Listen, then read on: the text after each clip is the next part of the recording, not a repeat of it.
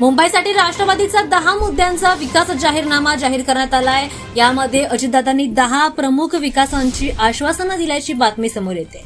दरम्यान महानगरपालिका निवडणुकीसाठी राष्ट्रवादी काँग्रेसने आणि महाराष्ट्राचे उपमुख्यमंत्री अजित पवार यांच्या नेतृत्वाखाली पक्षाने आपला जाहीरनामा प्रसिद्ध केलाय। या घोषणापत्रामध्ये मुंबईकरांच्या सामाजिक, आर्थिक आणि नागरिक गरजांवर लक्ष केंद्रित केलं गेलंय आणि 10 प्रमुख आश्वासनं यामध्ये समाविष्ट आहेत। ज्यात महत्त्वाचं म्हणजे चाळी आणि झोपडपट्टीमधील रहिवाशांसाठी मोफत पाणी पुरवठ्याचा वादा दादांनी केला। राष्ट्रवादी काँग्रेसच्या जाहीरनाम्यामध्ये काही महत्त्वाचे मुद्दे समाविष्ट आहेत, ज्यामध्ये जुन्या चाळी आणि झोपडपट्ट्यांमध्ये 24 तास स्वच्छ पाणी पुरवठा मोफत करण्याचं आश्वासन दादांनी दिलंय।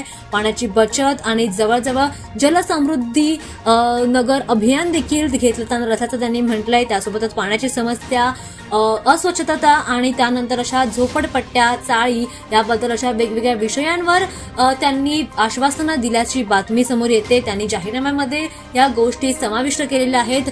जाहीरनाम्याच्या माध्यमातून राष्ट्रवादी काँग्रेसने फक्त पाणीच नव्हे तर शहराच्या व्यापक विकासासाठी अनेक महत्त्वाचे मुद्दे या जाहीरनाम्यामध्ये मांडलेले आहेत। दरम्यान आपली मुंबई ही सर्वांसाठी मुंबई हा राष्ट्रवादी काँग्रेसचा एक स्पष्ट दृष्टिकोन असल्याचं यामधून पाहायला मिळतोय, ज्यामध्ये गरीब, मध्यमवर्गीय आणि श्रीमंत अशा सर्व वर्गांना समान संधी मिळेल असं देखील राष्ट्रवादीने आपल्या जाहीरनाम्यात म्हटलंय। मुंबईकरांचं स्वातंत्र्य, समता आणि बंधुता या 3 तत्वांनुसार शहरात सामाजिक सलोखा राखला जावा यासाठी राष्ट्रवादी काँग्रेस कटिबद्ध आहे आणि त्याचबरोबर मुंबईच्या समस्या सोडवण्यासाठी प्रभावी नियोजन आणि लोकसहभाग असला पाहिजे असं देखील त्यांनी म्हटलेलं आहे। त्यामुळे आता दोन्ही ठाकरे बंधूंच्या नंतर आता अजितदादांनी सुद्धा त्यांच्या विकासाचा जाहीरनामा प्रसिद्ध केला।